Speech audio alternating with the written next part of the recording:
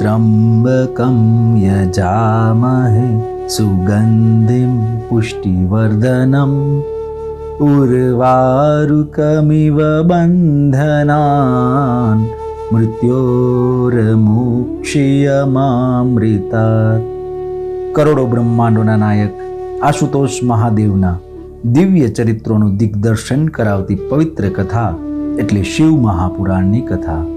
સમસ્ત બ્રહ્માંડોમાં એકમાત્ર વ્યાપ્ત શિવ તત્વનું સૂક્ષ્મથી સૂક્ષ્મ નિરૂપણ કરતું મહર્ષિ વેદવ્યાસ રચિત મહાપુરાણ એટલે શિવ મહાપુરાણ.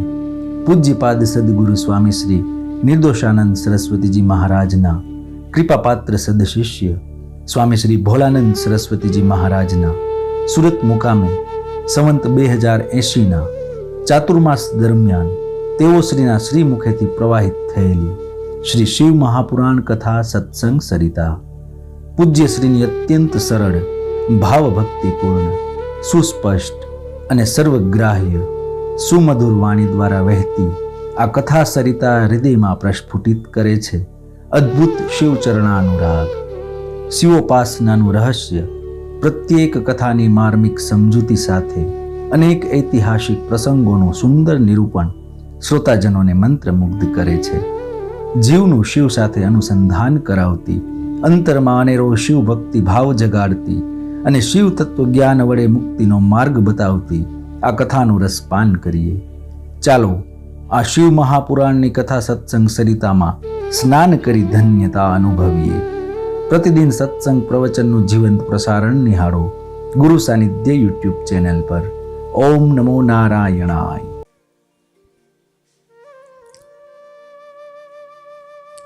ભગવાન સદાશિવના મહિમાથી, ભક્તિથી અને લીલા ચરિત્રોથી ભરેલી પરમ પાવની કથારૂપી ભાગીરથી એટલે શ્રી શિવ મહાપુરાણની કથા. શિવની ભક્તિમાં જે વધારો કરે, શિવ તત્વનું જે જ્ઞાન કરાવે, જીવને જન્મ મરણના ચક્રમાંથી છોડાવે અને પરમ આનંદ સ્વરૂપ તત્વ સ્વરૂપ પરમાત્માની સાથે જીવને એકાકાર કરી દે, પરમાત્માની પ્રાપ્તિ કરાવી દે, એવી આ શિવ મહાપુરાણની કથા છે. મનુષ્યનો જન્મ જ પરમાત્માનું ભજન, ભક્તિ, ઉપાસના કરીને સંસારના બંધનોથી મુક્ત થઈ પરમાત્માની પ્રાપ્તિ કરી લેવો એ જ છે. મનુષ્ય માત્રના કલ્યાણ માટે અનેક સાધનો જેમાં બતાવવામાં આવ્યા છે એ પુરાણ એટલે આ શિવ પુરાણ. જે દેવોના પણ દેવ છે, જેને જગતના બધા મનુષ્યો, જેને બધા દેવતાઓ પણ ઉપાસે છે. માત્ર દેવો મનુષ્યો જ નહીં, અસુરો, દાનવો, દૈત્યો, રાક્ષસો પણ જેની ઉપાસના કરે, જેનો દરબાર બધાની માટે ખુલ્લો છે, જે શીઘ્રતાથી દર્શન આપે છે, એવા દેવ એક મહાદેવ છે. શિવની ભક્તિ સાવ સરળ છે. શિવ અતિ સરળ છે. શિવ શાંત છે. શિવ નિરાકાર છે. શિવનું સ્વરૂપ અતિ ગૂઢ હોવા છતાં અતિ સૌમ્ય છે. શિવનું ઉપાસન કરતાં કરતાં, ધ્યાન કરતાં કરતાં જીવ તદાકાર થઈ જાય છે. જીવને પરમ આનંદનો અનુભવ થવા લાગે છે. ભક્ત સાધન ભજન કરતાં કરતાં જે મુશ્કેલી અનુભવે એ મુશ્કેલી ભગવાન સહન કરી શકતા નથી. એટલે કે ભક્તને મુશ્કેલી થાય એ ભગવાનથી સહન થતી નથી. ભક્ત ભજન કરતાં કરતાં, ઉપાસના કરતાં કરતાં જેમ જેમ આગળ વધે એમ ભગવાન શિવ પણ જીવની આગળ દ્રુત ગતિથી વધતા હોય છે. જીવ એક ડગલો શિવ તરફ પ્રયાણ કરે, શિવ 100 ડગલા જીવની સામે પ્રયાણ કરી જાય છે અને મળવા માટે શિવ દોડે છે. શિવની ભક્તિ જગતમાં બહુ દુર્લભ છે. શિવ છે સરળ, શિવની ભક્તિ પણ સરળ છે, પણ સરળ છતાં દુર્લભ છે. બધાને શિવમાં પ્રેમ થતો નથી. શિવનું રહસ્ય ભલભલા લોકો સમજી શકતા નથી. મોટા મોટા વિદ્વાનો પણ એમાં થાપ ખાઈ જાય. બ્રહ્મા, વિષ્ણુ વગેરે દેવો પણ શિવના મહિમાનો પાર પામી શક્યા નથી. વેદો પણ નેતિ નેતિ કહીને જ્યાંથી પાછા ફરી જાય છે. એવા અવાંગ મનોગોચર તત્વ એક શિવ તત્વ છે. આ ભગવાન શિવની અનેક લીલાઓથી ભરેલી કથા સૂતજી, શૌનક વગેરે ઋષિઓને પ્રયાગરાજ તીર્થક્ષેત્રમાં સંભળાવી રહ્યા છે. મોટા મોટા ઋષિઓ જે જ્ઞાન સત્ર માટે, જ્ઞાન ગોષ્ઠી માટે એકઠા થયા છે, એવા મોટા મોટા ધુરંધર ઋષિઓ મુનિઓની સભા મંડળીમાં સૂતજીનું આગમન થયું. એટલે સૂતજીને દરેક ઋષિઓ સ્વાગત કરી, પૂજન વગેરે સત્કાર કરી તેમને શિવ સંબંધી અનેક પ્રશ્નો પૂછે છે. સૂતજી એના સંતોષકારક ઉત્તર આપે છે. કથામાં વિદ્યેશ્વર સંહિતા સુધીની કથા પરિપૂર્ણ થઈ. શિવપુરાણની 7 સંહિતાઓમાંની પ્રથમ સંહિતા વિદ્યેશ્વર સંહિતા, એની અંદર ભગવાનની પ્રાપ્તિના અનેક સાધનો બતાવ્યા. ભગવાનની પ્રાપ્તિ કેમ થાય એના ઉપાયો બતાવ્યા. શિવની અનુભૂતિ કેમ થાય એનો માર્ગ બતાવ્યો. હવે બીજી રુદ્ર સંહિતા, અને એ રુદ્ર સંહિતામાં પણ જે સૃષ્ટિ ઉપાખ્યાન ખંડ છે એની કથા સૂતજી સંભળાવી રહ્યા છે. સૂતજી કહે છે ઋષિઓને કે આ કથા અતિ દિવ્ય છે. પ્રથમ અધ્યાયમાં ઋષિઓએ પ્રશ્ન કર્યો કે ભગવાન શિવના ચરિત્રો અમને કહો. આ સૃષ્ટિનું પ્રાગટ્ય કેવી રીતે થયું? ભગવાન શિવે આ સૃષ્ટિનું સર્જન કેવી રીતે કર્યું? બ્રહ્મા અને વિષ્ણુની ઉત્પત્તિ કેવી રીતે થઈ? ભગવાન શિવનો આ ચરિત્ર અતિ અદ્ભુત છે. શિવના સ્વરૂપમાંથી જ ઉમા પાર્વતી પ્રગટ થયા, અને પછી શિવ અને પાર્વતીનો ગૃહસ્થાશ્રમ કેવો? ભગવાન શિવ અને પાર્વતીએ ગૃહસ્થાશ્રમમાં રહીને કેવી કેવી લીલાઓ કરી? શિવનો વિવાહ કેવી રીતે થયો? કાર્તિકેયનો જન્મ કેવી રીતે થયો? આ બધી કથા અમારે સાંભળવાની ઈચ્છા છે. ત્યારે સૂતજી પ્રથમથી જ એને નારદ અને બ્રહ્માજીના સંવાદની કથા કહે છે કે હે ઋષિઓ, તમે જે પ્રશ્નો મને પૂછો છો એવા જ પ્રશ્નો નારદજીએ એના પિતા બ્રહ્માજીને પૂછ્યા હતા. અને આ પ્રશ્નો પૂછવા માટે નારદજીને ભગવાન વિષ્ણુએ બ્રહ્માજીની પાસે મોકલ્યા હતા. ત્યારે ઋષિઓ પ્રશ્ન કરે છે કે ભગવાન વિષ્ણુએ બ્રહ્માજીની પાસે નારદજીને કયા સમયે મોકલ્યા હતા? એની કંઈ કથા હોય, કોઈ ઇતિહાસ હોય તો બતાવો. ત્યારે સૂતજી કહે છે કે નારદજીને તપ કરવાની ઈચ્છા થઈ. નારદજી તપ કરવા માટે હિમાલયની ગુફામાં ગયા, કે જે ગુફામાં ભગવાન શિવે જ પહેલાં તપ કર્યું હતું હજારો વર્ષો સુધી. અને એ ગુફામાં જ તપ કરતાં કરતાં મહાદેવે કામદેવને બાળીને ભસ્મ કર્યો હતો. એ જ ગુફાની અંદર નારદજી તપ કરવા ગયા. ઇન્દ્રને ઈર્ષા થઈ કે નારદજી તપ કરીને મારું રાજ્ય પડાવી લેશે, સ્વર્ગ છીનવી લેશે, ભગવાનની પાસેથી સ્વર્ગનું રાજ્ય માગી લેશે. એટલે નારદજીને તપમાંથી ભ્રષ્ટ કરવા માટે ઇન્દ્રદેવ કામદેવને મોકલે છે. કામદેવ અનેક ઉપાયો કરે છે, પણ નારદજીનું મન ચરિત થતું નથી, ભ્રષ્ટ થતું નથી. કામદેવ નિષ્ફળ ગયા છે.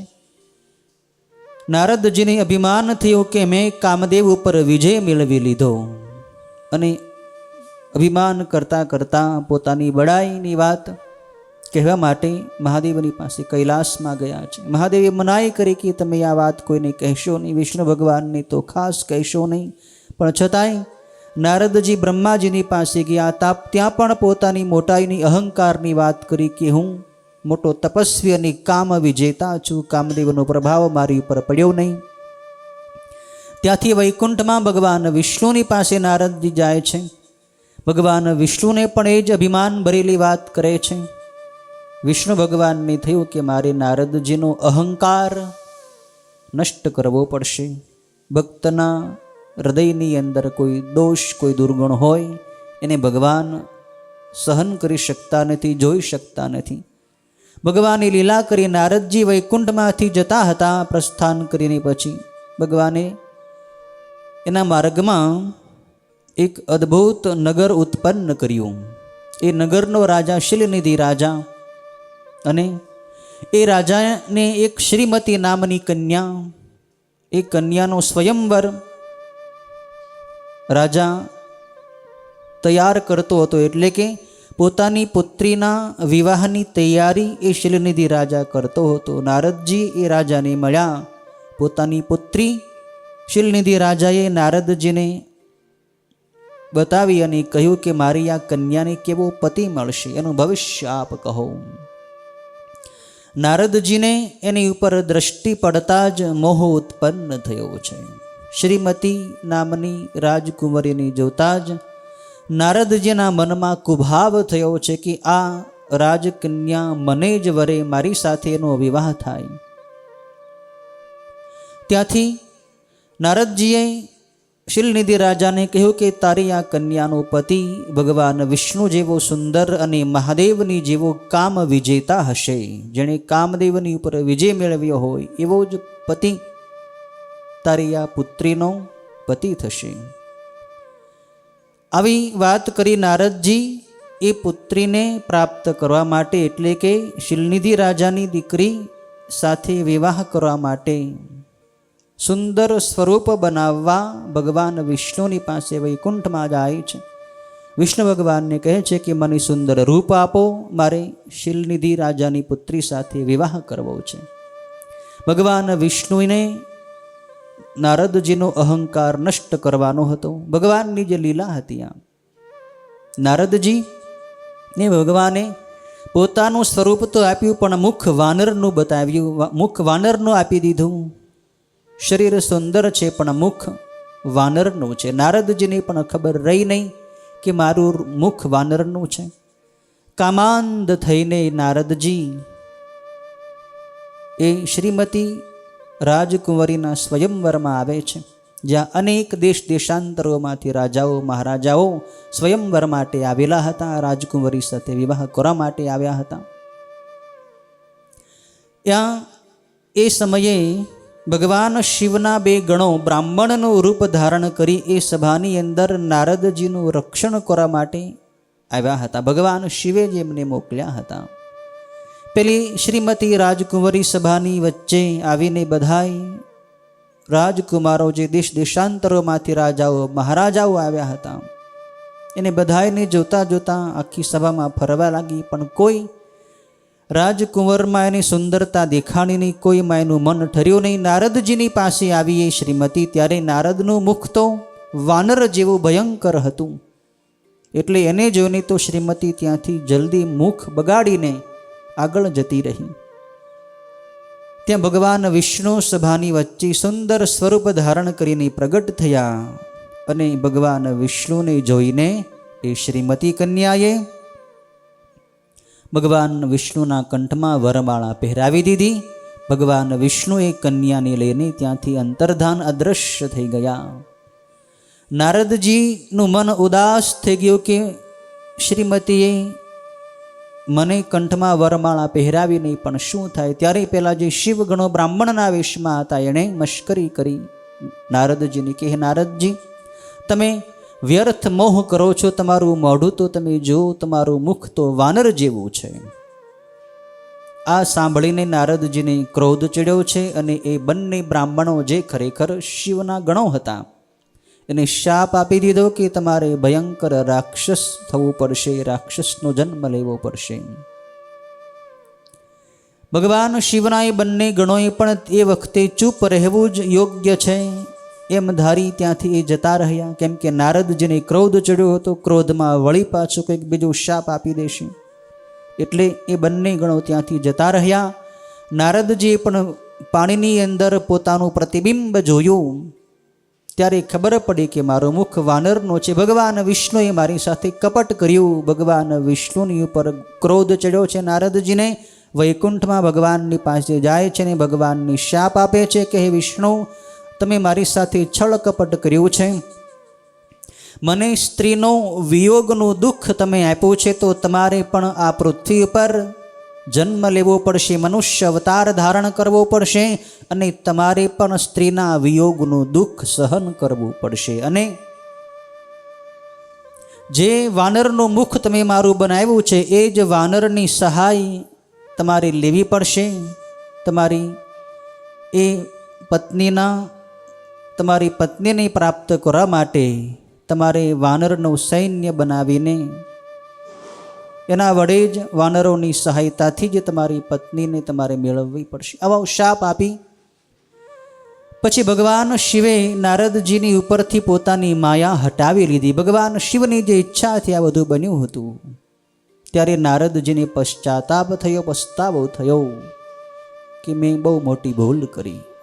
જે ભગવાન વિષ્ણુનો હું ભક્ત છું એ જ ભગવાનને મેં શાપ આપી દીધો. નારદજી રડે છે ભગવાનના ચરણોમાં, વંદન કરી પ્રાર્થના કરી, પ્રભુ મારો આ શાપ વ્યર્થ કરો, મને ભયંકર નરકમાં પણ સ્થાન નહીં મળે. આવું ભયંકર પાપ, આવું શાપ મેં આપને આપી દીધો, આપ કૃપા કરો, મને ક્ષમા કરો. ભગવાન વિષ્ણુ કહે, નારદજી તમે શાંત થાઓ, આમાં તમારો કોઈ દોષ નથી, ભગવાન શિવની જ આ ઈચ્છા છે.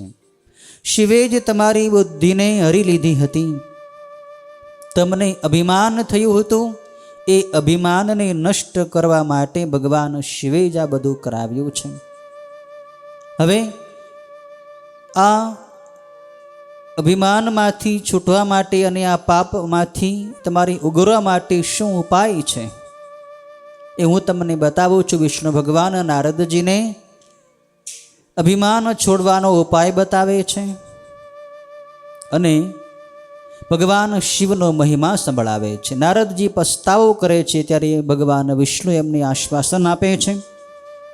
આ રુદ્ર સંહિતાના સૃષ્ટિ ઉપાખ્યાન ખંડના 4થા અધ્યાયની અંદર ભગવાન વિષ્ણુ નારદજીને બોધ આપે છે કે હે નારદજી, તમે ખેદ ન કરો, તમે મારા શ્રેષ્ઠ ભક્ત છો. હે તાત, તમારું અવશ્ય હિત થાય એવું વચન હું તમને કહું છું, તમે સાંભળો. તમને નરક પ્રાપ્ત નહીં થાય, ભગવાન શિવ તમારું કલ્યાણ કરશે. મદથી મોહિત થઈ તમે શિવનું વચન માન્યું ન હોતું. ભગવાન શિવે તમને ના જ પાડી હતી કે તમે આવું અભિમાનવાળું વચન કોઈને કહેશો નહીં કે મેં કામ ઉપર વિજય મેળવ્યો, પણ છતાંય શિવનું વચન તમે માન્યું નહીં. તેથી જ કર્મના ફળને આપનારા ભગવાન શિવે તમને આવું ફળ આપ્યું છે. ભગવાન શિવની ઈચ્છાથી જ આ બધું બન્યું છે. એવા નિશ્ચયવાળી બુદ્ધિ તમે કરો. પરમેશ્વર શંકર તો ગર્વની હરનારા મારા સ્વામી છે. હે મુનિવર નારદજી, તમે સુખ આપનારો આ ઉપાય સાંભળો. એ સર્વ પાપને સદાય હરનાર અને ભોગ તથા મોક્ષ દેનાર છે. તમે પોતાનો સર્વ સંશય ત્યજી દઈ ભગવાન શિવનો સુંદર યશ ગાયા કરો, શિવની સુંદર સ્તુતિ કરો, શિવના ગુણગાન કરો, જેથી તમારા બધાએ પાપ બળી જશે. અને બીજામાં બુદ્ધિ ન રાખી ભગવાન શિવના 100 નામનું સ્તોત્ર સદાય જપો. જપત જાય શંકર સતનામા. આ કથા રામચરિત માનસમાં પણ આવે છે. એમાં પણ ભગવાન વિષ્ણુ નારદજીને બોધ આપે છે કે તમે ભગવાન શિવનું 100 નામનું સ્તોત્ર સદાય જપ્યા કરો, જેને જપવાથી તમારા બધાય પાપો જલ્દી નાશ પામશે. હે મુનિવાર, તમે શોક કરશો નહીં, કારણ કે તમે કાંઈ કર્યું જ નથી. એ બધું મહાદેવે પોતાની ઈચ્છાથી જ કર્યું છે. એમણે તમારી દિવ્ય બુદ્ધિને હરી લીધી હતી અને તમને કામનો ક્લેશ આપ્યો હતો, એ જ મહેશ્વરે તમારા મુખેથી મને શાપ અપાવ્યો છે. શાપ તમે નથી આપ્યો, ભગવાન શિવે જ તમારા મુખે મને શાપ અપાવ્યો છે.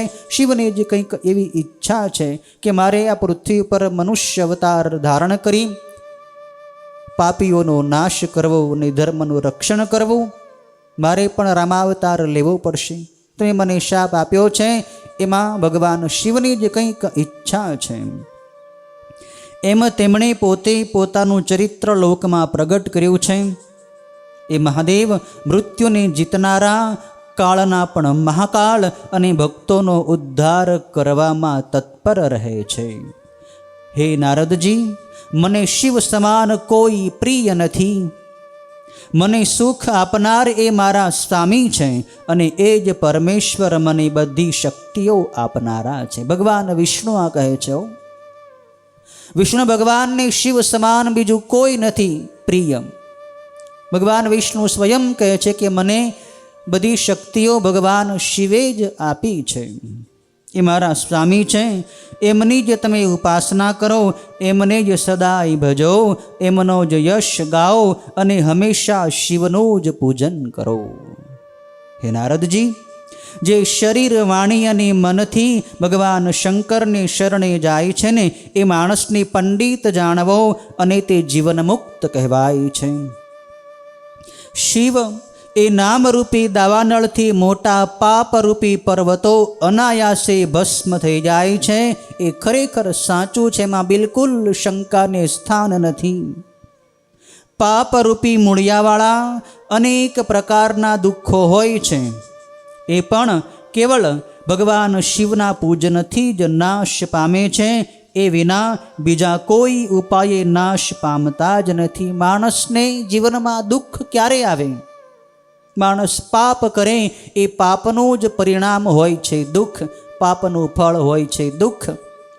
એ દુઃખમાંથી છૂટવું હોય તો મનુષ્ય ભગવાન શિવનું પૂજન કરવું. શિવનું પૂજન તમામ પાપ રાશિને બાળીને ભસ્મ કરી નાખે છે અને જીવને દુઃખમુક્ત કરી દે છે. હે મુનિવર, જે વાણી, શરીર અને મનથી હંમેશા ભગવાન શંકરને શરણે જાય છે એ વૈદિક પુરુષ છે. અનેક પ્રકારના ધર્મો જેમને તત્કાલ ફળ આપવા માટે તત્પર થયા હોય છે, તેઓને જ શંકરના પૂજનમાં વિશ્વાસ થાય છે. શિવના પૂજનથી જેટલા પાપો નાશ પામે છે ને, એટલા પાપો તો જગતમાં હયાત પણ નથી. એટલા બધા પાપો બળી જાય છે શિવના પૂજનથી કે જગતમાં એટલા પાપ તો છે નહીં. માણસ કરી કરીને કેટલાક પાપ કરશે, શિવનું પૂજન એ તમામ પાપોને બાળી નાખે છે. હે મુનિવર, બ્રહ્મ હત્યા વગેરે પાપોના અમાપ ડગલાઓ પણ ભગવાન શિવના સ્મરણ માત્રથી ખરેખર નાશ પામે છે. આ હું સત્ય કહું છું.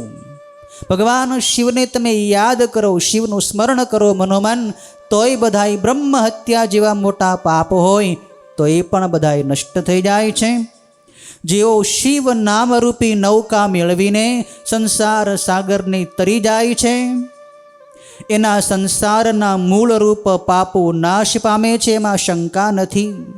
હે મહામુનિ, સંસારના મૂળરૂપ પાપોનો શિવના નામરૂપી કુહાડીથી નક્કી નાશ થાય છે.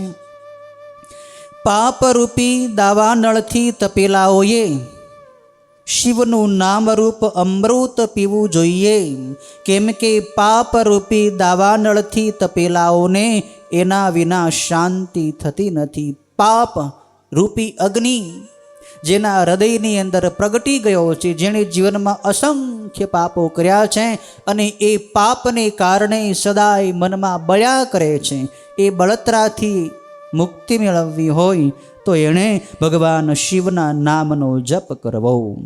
શિવ એ નામરૂપ અમૃતના વરસાદની ધારાઓથી ચોપાસ ભીંજાયેલા લોકો સંસાર રૂપી દાવાનળની વચ્ચે રહીને પણ શોક કરતા નથી, એમાં સંશય નથી.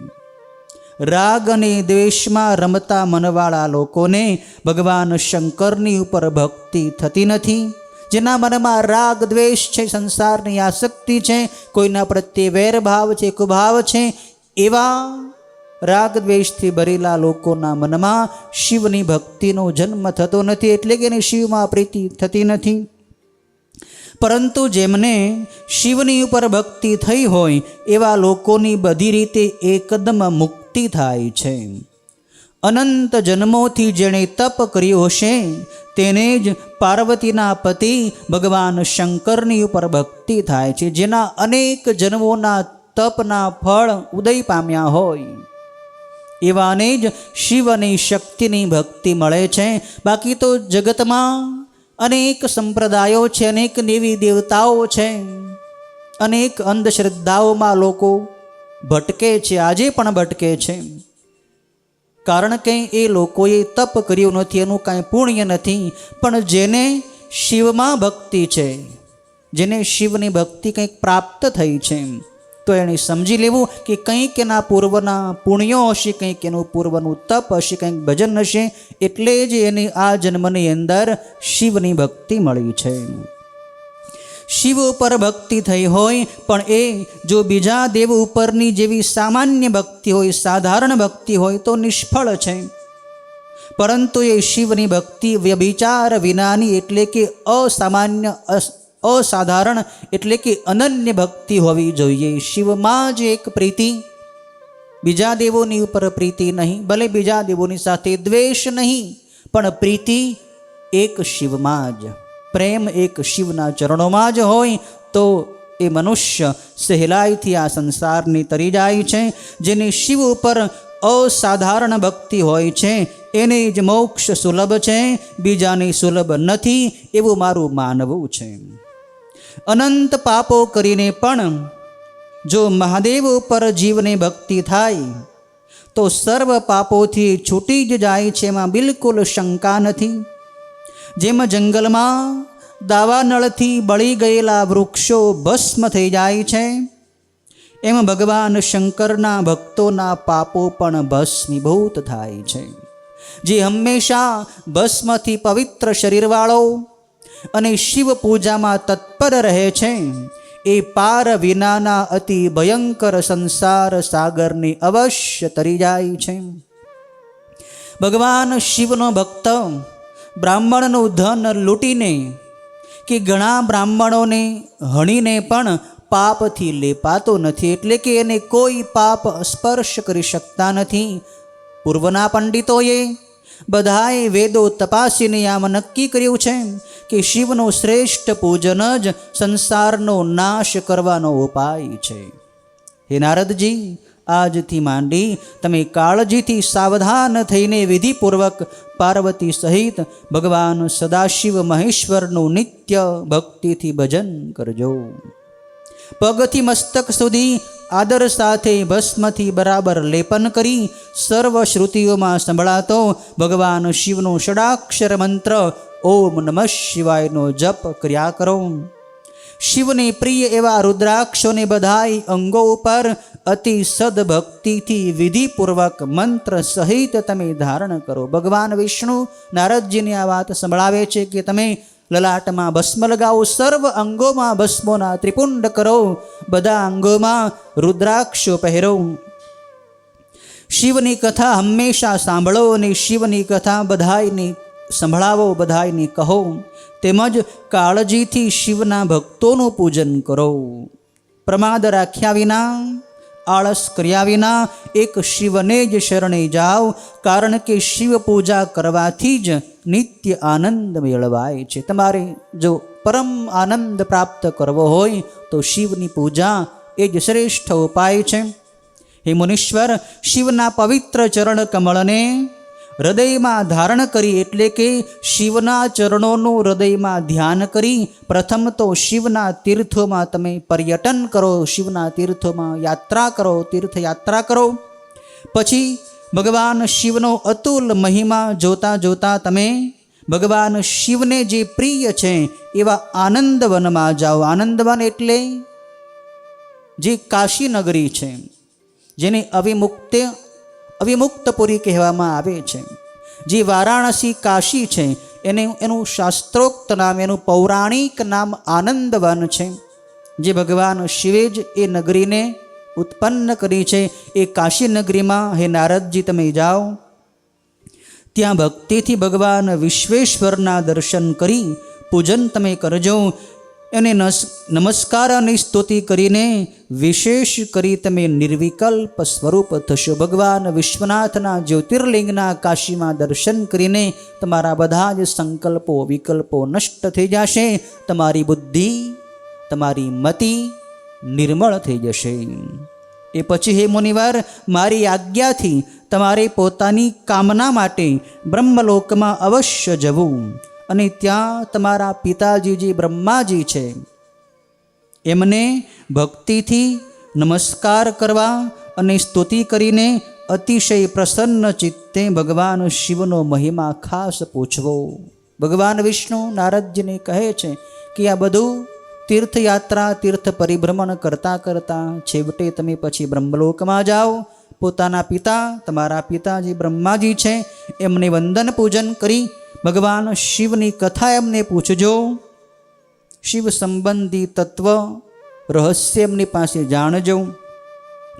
શિવ ભક્તોમાં શ્રેષ્ઠ એ બ્રહ્માજી ભગવાન શંકરનો મહિમા અને એમના 100 નામનું સ્તોત્ર અત્યંત પ્રેમથી તમને સંભળાવશે. આજથી માંડી તમે શિવભક્ત અને શિવપરાયણ થાઓ, જેથી તમે વિશેષ કરીને મુક્તિ પામશો અને ભગવાન શિવ તમારું કલ્યાણ કરશે. આ રીતે નારદજીના કલ્યાણનો બોધ આપી ભગવાન વિષ્ણુ ત્યાંથી અંતર્ધાન થાય છે, ત્યાંથી અદૃશ્ય થાય છે. ભગવાન વિષ્ણુની આજ્ઞાથી નારદજી પછી બધા સર્વ તીર્થોમાં પર્યટન કરે છે. 5મા અધ્યાયમાં એ કથા છે. સૂતજી કહે છે કે હે બ્રાહ્મણો, ભગવાન વિષ્ણુ જ્યારે અદૃશ્ય થઈ ગયા ત્યારે નારદજી પૃથ્વી ઉપર ફરવા લાગ્યા. એ નારદજીએ પૃથ્વી ઉપર ફરીને ભોગ અને મોક્ષ આપનારા ભગવાન શિવના અનેક સ્વરૂપોના, અનેક તીર્થોના પ્રેમથી દર્શન કર્યા.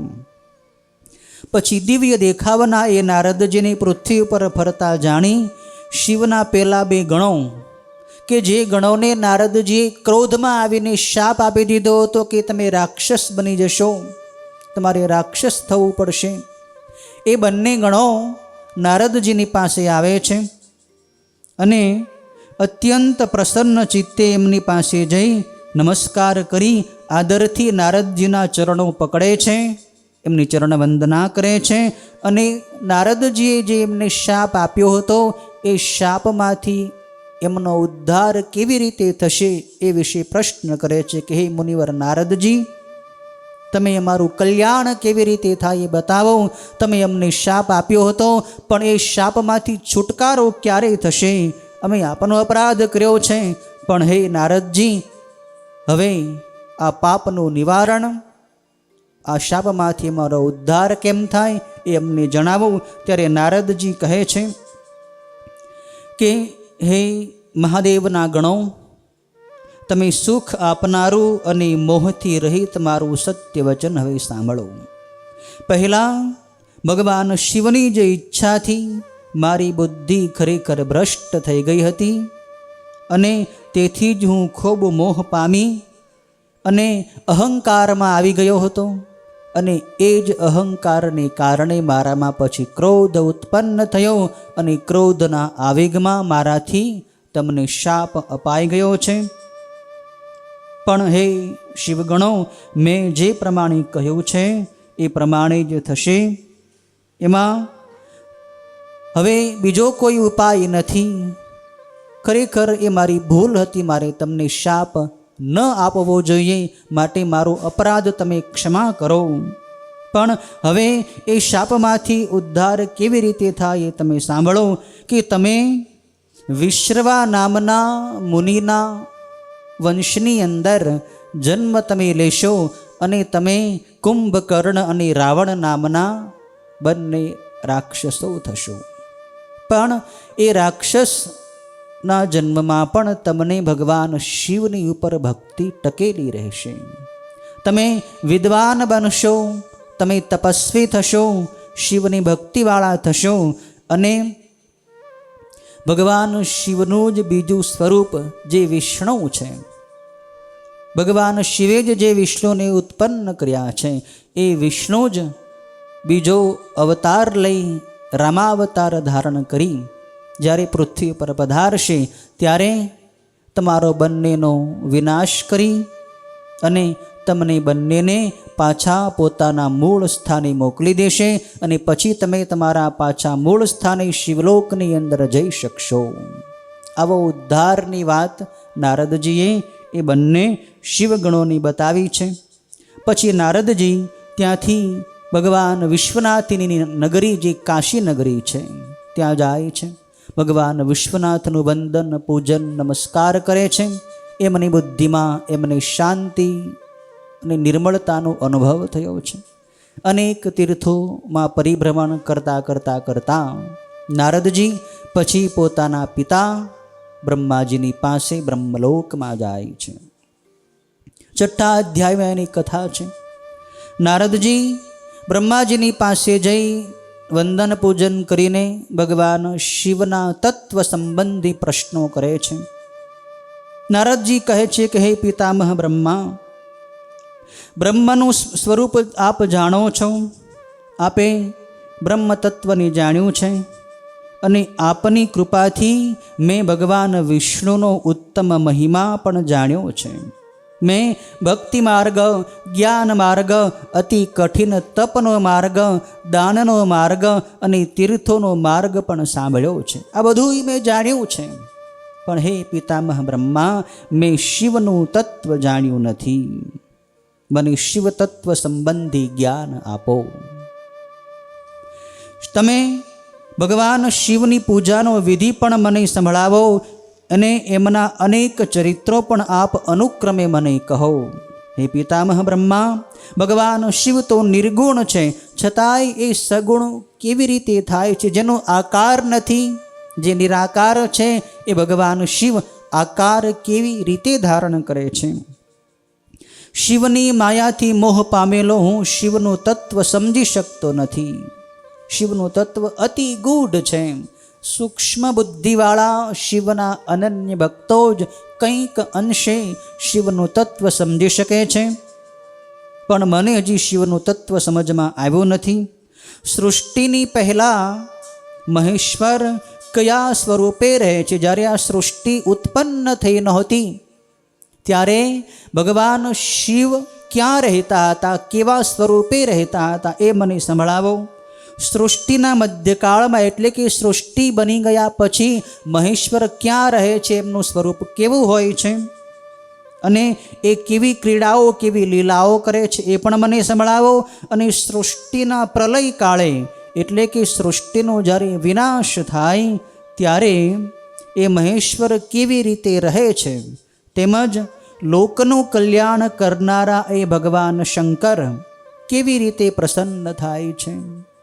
શિવને પ્રસન્ન કરવા હોય, શિવના દર્શન કરવા હોય, શિવની પ્રાપ્તિ કરવી હોય તો શું કરવું જોઈએ? આ બધી વાત મને સંભળાવો. વળી પ્રસન્ન થયેલા એ મહેશ્વર પોતાના ભક્તોને તેમજ બીજાઓને શું ફળ આપે છે, એ બધું હે બ્રહ્માજી તમે મને કહો. ભગવાન શિવ જલ્દી પ્રસન્ન થઈ જાય છે અને એટલે જ એમનું નામ આશુતોષ છે.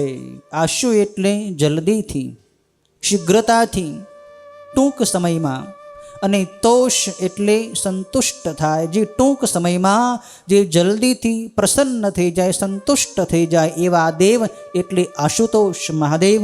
શિવ જલ્દીથી પ્રસન્ન થાય છે અને તે દયા કરવામાં તત્પર હોય. ભક્તોને મહાન પ્રયાસ થાય એ જોઈ શકતા નથી. બ્રહ્મા, વિષ્ણુ અને મહેશ્વર એ ત્રણેય દેવો શિવના અંશથી થયા છે. એ ત્રણેય દેવો શિવના જ અંશો છે. એમાં જે મહેશ્વર દેવ છે એ શિવનો પૂર્ણ અંશ હોવાથી એ પોતે જ પરમ શિવ સ્વરૂપે છે. એ મહેશ્વરનું પ્રાગટ્ય, એ મહેશ્વરનું અવતરણ પણ મને સંભળાવો. એ કેવી રીતે મહેશ્વરનું પ્રાગટ્ય થાય છે, તેમજ માં પાર્વતીનું પ્રગટ થવું અને એમનો શિવ અને પાર્વતીનો વિવાહ પણ કેવી રીતે થયો એ પણ મારે સાંભળવાની જિજ્ઞાસા છે, મને સંભળાવો. હે નિર્દોષ બ્રહ્માજી, શિવ પાર્વતીનો ગૃહસ્થાશ્રમ અને તેમની શ્રેષ્ઠ લીલાઓ તેમજ બીજું પણ જે કહેવા જેવું હોય એ બધુંય તમે કહો.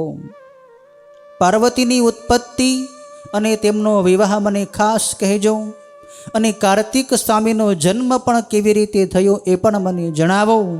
હે જગતના ઉત્પાદક પિતામહ બ્રહ્મા, મેં ઘણાય પાસેથી આ કથા પહેલાં સાંભળી છે, પણ છતાંય હજી એ કથા સાંભળવાની મને વધારે જિજ્ઞાસા છે.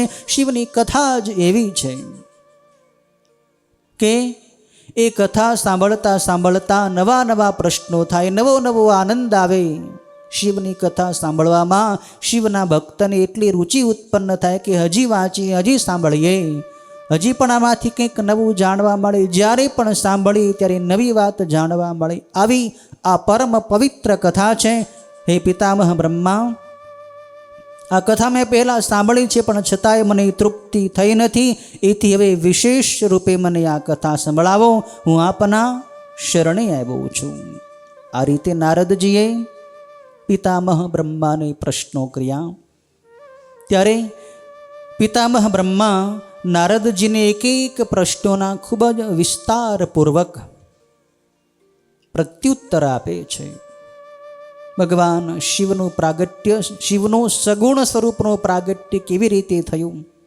જો કે શિવ તો સદાય પહેલેથી જ છે, પણ એ નિરાકાર સ્વરૂપે રહે છે. એમનો આકાર નથી, એમનો પ્રકાર નથી. એ શિવ નિર્ગુણ છે, નિરાકાર છે. બ્રહ્માજી કહે છે કે હે નારદજી, આ સૃષ્ટિની પૂર્વે જ્યારે સૃષ્ટિ ઉત્પન્ન નહોતી થઈ ત્યારે પૃથ્વી નહોતી, જળ નહોતું, તેજ નહોતું, વાયુ નહોતો, આકાશ, માત્ર એક આકાશ તત્વ હતું. અને એ આકાશ પણ અંધકારથી ભરેલું હતું. ચારે બાજુ ખીચો ખીચ અંધકાર ભરેલો હતો. એ વખતે સૂર્ય પણ નહોતો, ચંદ્ર પણ નહોતો, કોઈ નક્ષત્રો નહોતા, કોઈ તત્વ હતું જ નહીં. કોઈ જળ નહીં, કોઈ પૃથ્વી નહીં, વાયુ નહીં, તેજ નહીં, કાંઈ નહીં. ચારે બાજુ ગાઢ અંધકાર ભરેલો હતો. આવું એ અંધકારથી ભરેલું આકાશ તત્વ હતું. પણ એ આકાશ તત્વ, એ નિરાકાર તત્વ ભગવાન શિવનું જ તત્વ છે. શિવ જ નિરાકાર હતા અને આજે પણ શિવ નિરાકાર છે જ. પણ જ્યારે એ મહાપ્રલયનો સમય પૂર્ણ થયો અને મહાસર્ગનો પ્રારંભ થયો, એટલે કે જેમ રાત્રિ પૂરી થાય અને દિવસ ઉગવાની તૈયારી થાય, એમ પ્રલયકાળ પણ એક આ સંસારની રાત્રિ છે.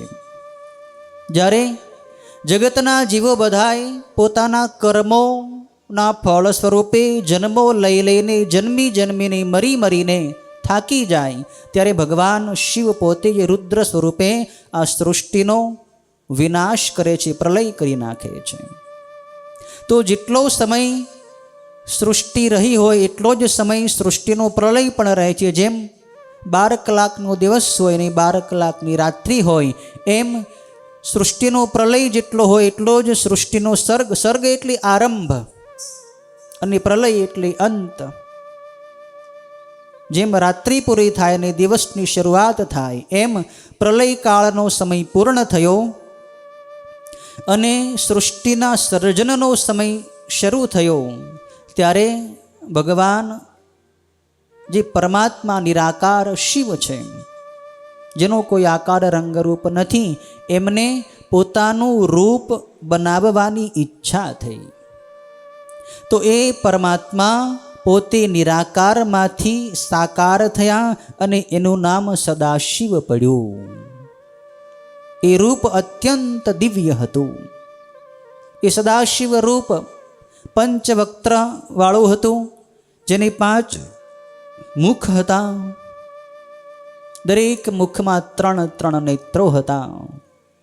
સૂર્ય, ચંદ્ર અને અગ્નિરૂપી જેને 3 નેત્રો છે, એવા ત્રણ નેત્રો એ પાંચેય મુખને હતા. એમનો વર્ણ કર્પૂર જેવો સફેદ ગૌર વર્ણ હતો. એનું રૂપ અત્યંત મનોહર હતું. એ ભગવાન સદાશિવ હતા. એ સદાશિવ જે નિરાકારમાંથી સાકાર રૂપે પ્રગટ થયા હતા. એમણે પછી સૃષ્ટિ સર્જન કરવાની ઈચ્છાથી પોતાના જ સ્વરૂપમાંથી, પોતાના જ હૃદયમાંથી એક શક્તિ દેવીનું પ્રાગટ્ય કર્યું. એ શક્તિ એ જ ઉમા પાર્વતી, એ જેને અંબિકા કહેવામાં આવે છે, જેને પરા વિદ્યા કહેવામાં આવે છે, જેને પરાંબા કહેવામાં આવે છે, જે જગત જનની છે, જે આદિ માયા છે, જે સૃષ્ટિનું સર્જન કરવામાં કારણરૂપ છે. એ જગત જનનીમાં પાર્વતીનું પ્રાગટ્ય ભગવાન શિવે પોતાના જ અંગમાંથી કર્યું છે. શિવ અને પાર્વતીનું પ્રાગટ્ય થયું એટલે કે શિવના સગુણ સ્વરૂપ સદાશિવનું પ્રાગટ્ય અને દેવી પાર્વતીનું પ્રાગટ્ય, દેવી અંબાનું પ્રાગટ્ય. નામ અનેક છે પણ દેવીનું તત્વ એક છે, શક્તિ એક છે. કાર્ય ભેદે એના નામ અલગ અલગ પડે છે. ત્યારબાદ એ શિવ અને શક્તિએ વિહાર કરવા માટે, પરિભ્રમણ કરવા માટે એક 5 ગાઉના વિસ્તારવાળું અત્યંત દિવ્ય વન પ્રગટ કર્યું. અને એ વન એટલે આનંદવન, કે જેનું વર્તમાન નામ કાશી છે, કે જ્યાં હાલમાં ભગવાન વિશ્વનાથ નામનું જ્યોતિર્લિંગ, સર્વશ્રેષ્ઠ જ્યોતિર્લિંગ બિરાજમાન છે. એ આનંદવનની રચના ભગવાન શિવે જ પોતાના સ્વરૂપમાંથી કરે છે. એ વનનું નામ આનંદવન એટલા માટે પડ્યું કે એ વન સદાય લોકોને આનંદ આપે છે. અને એ વનનું બીજું નામ અવિમુક્ત પણ પડ્યું. એ ક્ષેત્રનું નામ, એ ભૂમિનું નામ અવિમુક્ત એટલા માટે પડ્યું છે કે ભગવાન શિવે અને માં પાર્વતીએ એ તીર્થનો ક્યારેય ત્યાગ કર્યો નથી, એમને ક્યારેય છોડ્યું નથી, મુક્ત કર્યું નથી. એટલે એ ક્ષેત્રનું નામ અવિમુક્ત પડ્યું છે. આવું અવિમુક્ત ક્ષેત્ર આનંદવન, કાશી નગરી ભગવાન શિવે ઉત્પન્ન કરી. અને ભગવાન શિવ અને માં પાર્વતી એ વનની અંદર આનંદ કરે છે, રમણ કરે છે, વિહાર કરે છે. ઘણા વર્ષો પછી શિવ અને પાર્વતીને એવી ઈચ્છા થઈ કે આપણે હજી કોઈ ત્રીજાનું પણ સર્જન કરવું જોઈએ. અને આ બધી સૃષ્ટિ ઉત્પન્ન કરવાનું કાર્ય, એનું રક્ષણ કરવાનું કાર્ય, એનો વિનાશ કરવાનું કાર્ય, આ બધું કાર્ય આપણે એમને સોંપી શકીએ. કોઈ એવો ત્રીજો દેવ હોય જેને આપણે પ્રગટ કરીએ, એ દેવને પ્રગટ કરીને આ સૃષ્ટિનું બધું કાર્યનો ભાર એના ઉપર સોંપી દઈએ. એવા કોઈ એક દેવને આપણે પ્રગટ કરીએ. આવી ઈચ્છા એમને થઈ. એટલે ભગવાન શિવે, મહેશ્વરે એ દેવી શક્તિના ડાબા 10મા અંગમાં અમૃતરૂપ આસવનો સંચાર કર્યો. ભગવાન શિવે એના ડાબા અંગમાં અમૃતનો સંચાર કર્યો, એટલે કે અભિષેક કર્યો. અને તેમાંથી સર્વલોકથી અતિશય સુંદર એક પુરુષ પ્રગટ થયો. જે પુરુષ શાંત હતો, સુંદર હતો, સત્વગુણથી ભરપૂર હતો, ગંભીરતાનો સાગર હતો, ક્ષમાથી યુક્ત હતો, ઉપમા રહિત હતો. એમની કાંતિ ઇન્દ્ર નીલમણિ જેવી કાંતિ હતી. લક્ષ્મીવાળો હતો, કમળ જેવા ઉત્તમ નેત્રવાળો હતો. અને અતિશય શ્રેષ્ઠ 2 રેશમી વસ્ત્રો એમણે ધારણ કર્યા હતા. સુશોભિત અને લાંબી 2 ભુજાઓ એમની હતી. અને એ કોઈથી પરાજય ન પામે એવો બળવાન હતો. પછી એ પુરુષે ભગવાન શંકરને પ્રણામ કર્યા. ભગવાન શિવે એ પુરુષને પ્રગટ કર્યા. એ પુરુષે પછી ભગવાન શિવને વંદન કર્યા અને કહ્યું કે હે સ્વામી, તમે મારા નામ પાડો અને મારું કામ શું છે તે મને જણાવો. ત્યારે ભગવાન શિવે હસતા હસતા મેઘ જેવી ગંભીર વાણીથી એ પુરુષને કહ્યું કે તમે વ્યાપક હોવાથી વિષ્ણુ એવું તમારું નામ લોકમાં પ્રખ્યાત થશે. વિષ્ણુ એટલે વ્યાપક. તમે સર્વ જગ્યાએ રહી શકશો, તમે વ્યાપક થઈ શકશો. તમે વ્યાપક છો એટલે તમારું નામ વિષ્ણુ પડશે. અને ભક્તોને સુખ કરનારા બીજા પણ તમારા ઘણા નામો પ્રસિદ્ધ થશે. તમે દ્રઢ થઈને તપ કરો એ જ તમારું ઉત્તમ કાર્ય છે. ભગવાન શિવે વિષ્ણુ ભગવાનને તપ કરવાની આજ્ઞા કરી. ત્યારે ભગવાન શિવને વંદન કરી વિષ્ણુ ભગવાને દેવતાએ 12,000 વર્ષો સુધી તપ કર્યું. ભગવાન વિષ્ણુ તપની અંદર લીન થયા છે. શિવની આજ્ઞાથી ભગવાન વિષ્ણુ તપ કરે છે. અને એ તપ કરતા હતા, પણ પોતે ઈચ્છેલું બધું આપનાર એવું શિવનું દર્શન એમને ફરીવાર થયું નહીં. પ્રથમ વાર દર્શન થયા પછી ભગવાન શિવને શક્તિ અંતર્ધાન અદૃશ્ય થઈ ગયા હતા. પછી ભગવાન વિષ્ણુ તપ કરવા લાગ્યા. દેવતાએ 12,000, જેમ મનુષ્યના 12,000 વર્ષો થાય એમ દેવતાના વર્ષો તો એનાથી મોટા હોય છે. 6 મહિનાનું મનુષ્યનું અડધું વર્ષ ગણાય છે. 12 મહિનાનું 1 વર્ષ ગણાય. તો મનુષ્યનું 1 વર્ષ થાય ત્યારે દેવતાઓની 24 કલાક, 1 દિવસ અને 1 રાત્રિ થાય છે. મનુષ્યનું 1 વર્ષ એટલે દેવતાઓનું 1 દિવસ અને રાત્રિ. એ રીતે 30 દિવસનો દેવતાઓનો 1 મહિનો થાય છે.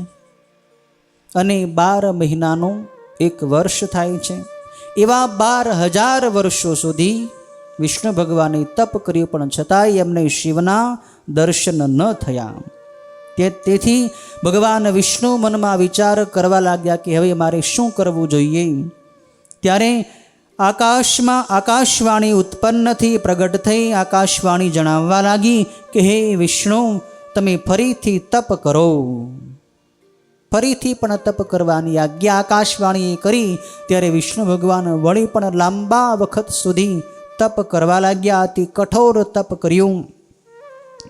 ત્યારે એ ભગવાન વિષ્ણુ જ્યારે તપને પૂર્ણ કરીને ધ્યાનમાંથી જાગ્યા, ત્યારે તેઓ આશ્ચર્ય પામ્યા કે જે આ તત્વ છે એ કેવું છે.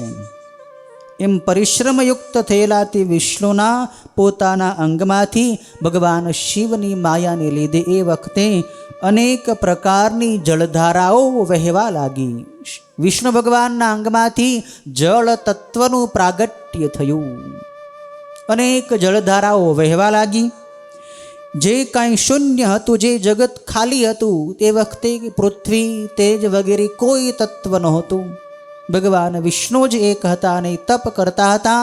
ત્યારે એમાંથી જે જળધારાઓ પ્રગટ થઈ વિષ્ણુના અંગમાંથી, એ જળધારાઓ આખા ખાલી આકાશ તત્વની અંદર વ્યાપી ગઈ. એ જળથી બધું ભરાઈ ગયું. એ જળ બ્રહ્મરૂપ હોય, સ્પર્શ કરવાથી પાપનો નાશ કરનારું છે. અને એ જળમાં ભગવાન વિષ્ણુ ઘણા કાળ સુધી સૂઈ રહ્યા. એ જળની અંદર વિષ્ણુ ભગવાને શયન કર્યું. જળમાં સુવાથી વિષ્ણુ ભગવાનનું નામ નારાયણ પડ્યું. નાર એટલે જળ અને અયણ એટલે જે શયન કરે છે, જે જળની અંદર શયન કરે છે, એવા દેવ એટલે નારાયણ વિષ્ણુ. ભગવાન વિષ્ણુનું બીજું નામ પડ્યું નારાયણ, કેમ કે એમણે જળમાં શયન કર્યું હતું. એ વખતે પુરુષ વિના બીજું કાંઈ પણ પ્રકૃતિનું કાર્ય નહોતું. પછી એ જળતત્વમાંથી મહત્તત્વ થયું. મહત્તત્વથી 3 ગુણો થયા. એ ગુણોના ભેદથી 3 જાતનો અહંકાર થયો. એ પછી 5 શબ્દાદિ તન્માત્રાઓ થઈ. અને 5 મહાભૂતો, પૃથ્વી, જળ, તેજ, વાયુ, આકાશ, આ બધાય 5 મહાભૂતોનું પ્રાગટ્ય પછી જળતત્વમાંથી થયું, ભગવાન વિષ્ણુના અંગમાંથી થયું. તેમજ જ્ઞાન તથા કર્મમય એવી ઇન્દ્રિયો પણ થઈ. એમ હે ઋષિઓ, તત્વોની સંખ્યા મેં તમને કહી. સર્વ એ પ્રકૃતિનું કાર્ય પુરુષ વિના જડ સ્વરૂપ જ હતું. એ સમયે એકઠા કરેલા એ 24 તત્વોને શિવની ઈચ્છાથી ગ્રહણ કરી ભગવાન વિષ્ણુ બ્રહ્મ સ્વરૂપ એ જળની અંદર સૂઈ ગયા. ભગવાન વિષ્ણુ એ જળ તત્વની અંદર શયન કરી ગયા. આ બધાય તત્વો માત્ર જળ હતા, એમાં ચેતના નહોતી, એમાં પ્રાણ નહોતો, માત્ર જળ બધા તત્વો હતા. એ તત્વોની સાથે ભગવાન વિષ્ણુ જળમાં શયન કરી ગયા. ત્યાર પછી બ્રહ્માજીનું પ્રાગટ્ય કેવી રીતે થયું એ બ્રહ્માજી પોતે જ પોતાના પ્રાગટ્યની કથા નારદજીને 7મા અધ્યાયમાં સંભળાવે છે. બ્રહ્માજી કહે છે કે હે નારદજી, ભગવાન નારાયણ વિષ્ણુ જ્યારે સૂઈ ગયા ત્યારે શિવની ઈચ્છાથી એક ઉત્તમ મોટું કમળ એમની નાભીમાંથી પ્રગટ થયું. એ કમળનો દાંડો અનંત હતો, એની કાંતિ કરેણના છોડ જેવી હતી, એનો વિસ્તાર અનંત યોજનો સુધીનો હતો, તેની ઊંચાઈ પણ ઘણી બધી હતી, અનંત હતી. એનો પ્રકાશ કરોડો સૂર્ય જેવો હતો અને સુંદર તત્વથી યુક્ત અતિશય અદ્ભુત અને સર્વોત્તમ હતું. એ કમળમાં બ્રહ્માજી કહે છે કે મારું પ્રાગટ્ય થયું. એ કમળની અંદર મારી ઉત્પત્તિ થઈ. વિષ્ણુ ભગવાનના નાભી કમળમાંથી હું પ્રગટ થયો. એમ હું હિરણ્ય ગર્ભ બ્રહ્મા, 4 મુખવાળો, લાલ વર્ણવાળો અને મસ્તક ઉપર ત્રિપુંડની નિશાનીવાળો વિષ્ણુના પુત્ર તરીકે ઉત્પન્ન થયો હતો. છતાં એમની માયાથી મોહ પામી હું કમળ વિના બીજું કાંઈ જાણતો નહોતો. બ્રહ્માજી કહે છે કે હું પ્રગટ તો થયો, પણ મારું પ્રાગટ્ય ક્યાંથી થયું? આ જે કમળમાં મારો જન્મ થયો છે, મારી ઉત્પત્તિ થઈ છે, એ કમળનું મૂળ, એ કમળનું ઉત્પત્તિ સ્થાન ક્યાં છે એની મને કાંઈ ખબર નહોતી. એ કમળનું મૂળ શોધવા માટે હું એ કમળના દાંડાની સાથે નીચે ઉતરવા માંડ્યો. કમળનો જે દાંડલી હતી એ દાંડલીને આધારે હું હજારો વર્ષો સુધી નીચે ગયા કર્યો, પણ છતાં એ કમળના દાંડાનો અંત આવતો નહોતો. ત્યારે પછી હું થાકી ગયો અને મોહ પામ્યો. જ્યારે દાંડાનો અંત ન આવ્યો ત્યારે વળી પાછો મેં વિચાર કર્યો કે હવે મારે પાછો મારા મૂળ સ્થાને ઉપર જવું જોઈએ, જ્યાંથી મેં આ યાત્રા શરૂ કરી છે ત્યાં મારે પાછું જવું જોઈએ. એમ થાકીને જ્યારે હું પાછો ઉપર જવા લાગ્યો ત્યારે ઉપરનું કમળ પણ મને મળ્યું નહીં. ન નીચેનો છેડો મળ્યો, ન ઉપરનું કમળ મળ્યું. ત્યારે હું અત્યંત મોહ પામ્યો અને એ વખતે આકાશવાણી થઈ કે હે વત્સ બ્રહ્માજી, તમે તપ કરો એવી આકાશવાણી થઈ. ત્યારે મેં વર્ષો સુધી મારું મૂળ શોધવા માટે, મારું મૂળ તત્વ જાણવા માટે તપ શરૂ કર્યું. ભગવાન વિષ્ણુને ઉદ્દેશીને મેં તપ કર્યું. એ તપ કરતાં કરતાં મારા હજારો વર્ષો વીતી ગયા. ત્યારે પછી મોહ પામેલો હું કમળની કળીને પણ મેળવી ન શક્યો અને એ દાંડાના માર્ગમાં જ ભટકતા પાછા 100 વર્ષ મારા પસાર થઈ ગયા. તે વખતે તપ કરતા મને જોઈને પછી મારી સમક્ષ ભગવાન વિષ્ણુ જે ચતુર્ભુજ હતા, જેમના 4 હાથમાં 4 ભુજાઓમાં શંખ, ચક્ર, ગદા અને પદ્મ એટલે કે કમળ હતા, એવા દિવ્ય સ્વરૂપવાળા અતિશય નયનરમ્ય, અતિ સુંદર, અતિ મનોહર ભગવાન વિષ્ણુના મને દર્શન થયા. ભગવાન વિષ્ણુ પણ એ વખતે જળની અંદર શયન કરતા હતા, પોઢી ગયા હતા. આવા ચતુર્ભુજ જળશાહી નારાયણ ભગવાનના મને દર્શન થયા. પણ હું એ વિષ્ણુ ભગવાનને પણ ઓળખતો નહોતો, એને પણ હું જાણતો નહોતો. વિષ્ણુ ભગવાન સૂતા હતા ત્યારે મેં એમને જગાડ્યા, એમને પગની લાત મારી અને ઉઠાડ્યા કે હું છું અને તમે સૂતા કેમ છો, તમે કોણ છો? ત્યારે ભગવાન વિષ્ણુ મારા પગની લાત વડે જાગી ગયા અને શાંત અને ગંભીર વાણીથી મને કહેવા લાગ્યા કે હે વત્સ, હે પિતામહ બ્રહ્મા, તમે શાંત થાઓ. હું વિષ્ણુ છું અને તમારો પણ હું પિતા છું. તમે મારા નાભી કમળમાંથી ઉત્પન્ન થયા છો. આવી રીતે ભગવાન વિષ્ણુએ બ્રહ્માજીની વત્સ એમ કહ્યું એટલે બ્રહ્માજીને ગર્વ થયો કે હું તો જગતનો પિતામહ છું, બ્રહ્મા છું, દાદો છું. અને છતાંય આ ભગવાન વિષ્ણુ મને વત્સ એમ કહે છે, જેમ કોઈ ગુરુ પોતાના શિષ્યને વત્સ એમ કહે એમ વિષ્ણુ મને વત્સ શા માટે કહે છે? હું તો પિતામહ છું. એટલે ભગવાન વિષ્ણુની સાથે ક્રોધપૂર્વક બ્રહ્માજી કહે છે કે હું તમારાથી પણ મોટો છું. પણ ભગવાન વિષ્ણુ કહે કે નહીં, હું તમારાથી મોટો છું. તમે તમારા નાભી કમળમાંથી પ્રગટ થયા છો, માટે હું તમારો પિતા છું. એમ બ્રહ્મા અને વિષ્ણુ બંને મોહ પામ્યા છે. હું મોટો એમ બંને પરસ્પર વિવાદ કરે છે. ત્યારે એ વિવાદને શમાવવા માટે ભગવાન શિવ બંનેની વચ્ચે લિંગ સ્વરૂપે પ્રગટ થાય છે. આ કથા આપણે વિદ્યેશ્વર સંહિતાની અંદર સાંભળી કે બ્રહ્મા અને વિષ્ણુનું યુદ્ધ થયું અને એ બંનેએ જ્યારે યુદ્ધ કર્યું ત્યારે એ યુદ્ધને શાંત કરવા માટે ભગવાન શિવ અગ્નિસ્તંભ રૂપે એક મહાન મોટા લિંગ સ્વરૂપે પ્રગટ થઈ ગયા. એ બંનેની વચ્ચે એ બંને દેવો બ્રહ્મા અને વિષ્ણુ એ શિવલિંગનો છેડો શોધવા માટે ઉપર અને નીચે જાય છે. ત્યારે એમને એ લિંગનો ઉપરનો કે નીચેનો છેડો બ્રહ્માને અને વિષ્ણુને મળતો નથી. ત્યારે એ બંને પાછા પોતાના મૂળ સ્થાને આવે છે અને બંને હાથ જોડી એ મહાદેવનું જે લિંગ સ્વરૂપ હતું એમની સામે પ્રાર્થના કરે છે કે આપ કોણ છો? આવડો મોટો વિકરાળ સ્વરૂપ, આવડો મોટો અનંત સ્તંભ જે પ્રગટ થયો છે, એ સ્તંભ રૂપી આપ કોણ છો? અમે આપને જાણી શકતા નથી, આપનું તત્વ જાણી શકતા નથી. ત્યારે એ બ્રહ્મા અને વિષ્ણુની આગળ એ લિંગમાંથી પ્રથમ શબ્દ ઓમકાર સંભળાય છે. પ્રથમ શબ્દ ઓમકારનું પ્રાગટ્ય થયું છે. ઓમ ઓમ એવો મધુર સ્વર એ શિવલિંગમાંથી બ્રહ્મા અને વિષ્ણુને સંભળાયો છે.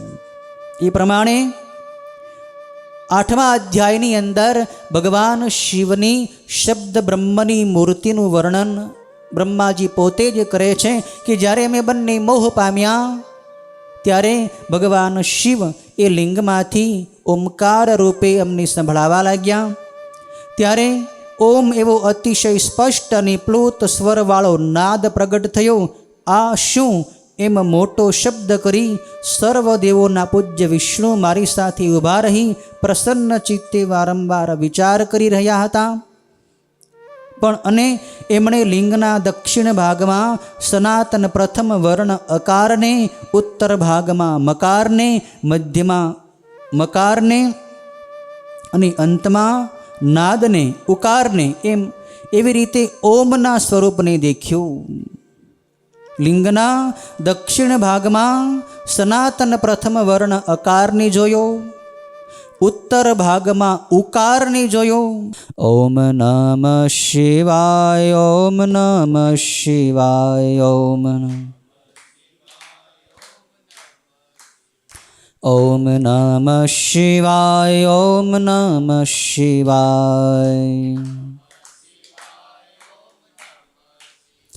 ઓમ હર હર ભોલે નમઃ શિવાય. ઓમ હર હર ભોલે નમઃ શિવાય. ઓમ નમઃ શિવાય, ઓમ નમઃ શિવાય. ઓમ નમઃ શિવાય, ઓમ નમઃ શિવાય. ઓમ હર હર ભોલે નમઃ શિવાય. ઓમ હર હર ભોલે નમઃ શિવાય. ઓમ નમઃ શિવાય. ઓમ નમઃ શિવાય. ઓમ નમઃ શિવાય. ઓમ નમઃ શિવાય. ઓમ હર હર ભોલે નમઃ શિવાય. ઓમ હર હર ભોલે નમઃ શિવાય. ઓમ નમઃ શિવાય. ઓમ નમઃ શિવાય. ઓમ નમઃ શિવાય. ઓમ નમઃ શિવાય. ઓમ હર હર ભોલે નમઃ શિવાય. ઓમ નમઃ શિવાય. ઓમ નમઃ શિવાય. ઓમ નમઃ શિવાય. ઓમ નમઃ શિવાય. ઓમ હર હર ભોલે નમઃ શિવાય. ઓમ હર હર ભોલે નમઃ શિવાય. ઓમ નમઃ પાર્વતી પતયે હર હર મહાદેવ.